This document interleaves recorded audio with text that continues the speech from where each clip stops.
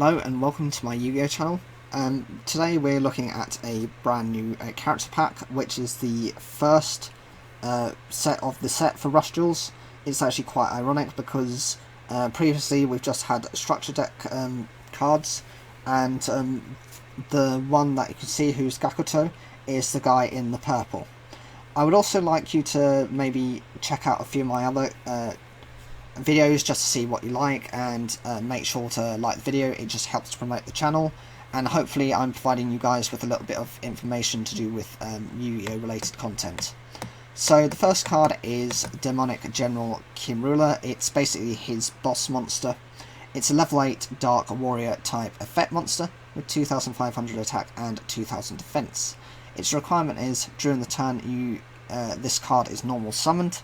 If your opponent controls no attack position monsters, you can send the top card of your deck to the graveyard, and the effect is, during this turn, this card can attack directly, but your monsters that are non-warrior type cannot attack. I'm thinking this isn't so much of an issue. I would imagine a lot of his monsters are going to be warrior types, even though we're only getting this card as his only monster at the moment. And you can see, obviously, it's based on some kind of, well, it's a demonic general, so you're going to have some soldiers within there, foot soldiers. You're going to have various other support, which is very Japanese style. That's where I think the kind of look is based on. And the ability to direct attack is actually quite decent, considering 2500 points of damage isn't something your opponent is able to recover immediately.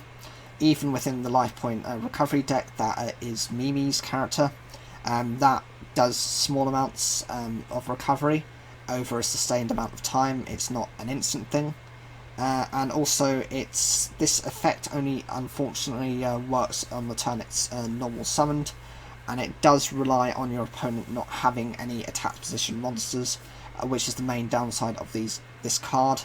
It reminds me a little bit like, what is it, Tyranno Hasselbury's Black Tyranno, where if your opponent has only defense position monsters, it can slam your opponent.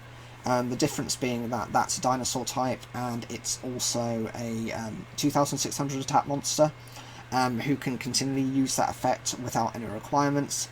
This does have a requirement.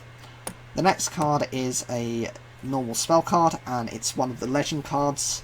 For anyone who doesn't remember about them, a legend card can only be used as one of within the deck, as in you can only have one legend card at all in the deck. You can't be running anything else of a legend card, which means you have to be very decisive in what card you're choosing for the deck, especially as new ones start to release. I think this is the first one that isn't a monster. You have the traditional monsters. You've got Blue Eyes White Dragon, Dark Magician, and you also have Red Eyes Black Dragon, who are legend cards. This is the first of the spell cards, and I'm sure there'll be a trap card at some point.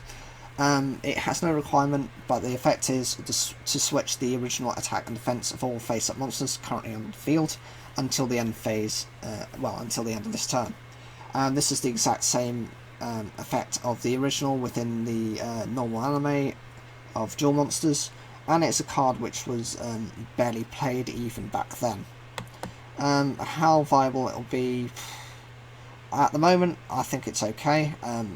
There are some monsters with decent attack but weak defense, so at least you can use it from that point of view. I think Rush Dragon Dragears is one of those examples. Has 2500 attack but only 1500 defense, so you'll be able to clear over those cards a little bit easier. And the final card is Bowing Gypsum, or Bandage Bowing, I think that's the English name for it. It's a normal spell card, and the requirement is activate by changing one attack position monster, level 7 or higher warrior type monster on your field to face up defense position. You draw one card. This card isn't that viable, I think, at the moment.